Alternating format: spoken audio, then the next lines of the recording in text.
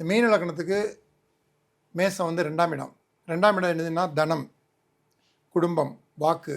அப்போ இந்த ஒரு வருஷத்துக்குள்ளே யார்கிட்டயா பணம் கொடுத்தாலோ வாங்கினாலோ பிரச்சனையாகும். இல்லை லைஃப் பார்ட்னர் மூலிமா திடீர்னு கல்யாணம் ஆனால் அந்த கல்யாணத்தில் பிரச்சனை ஆகும். யாருக்காக வாக்கு கொடுத்தீங்கன்னா அந்த வாக்கை காப்பாற்ற முடியாமல் திணற வேண்டியிருக்கும். தயவுசெய்து மீன லக்னத்தில் பிறந்தவங்க இந்த வருஷம் அவசரப்படாதீங்க.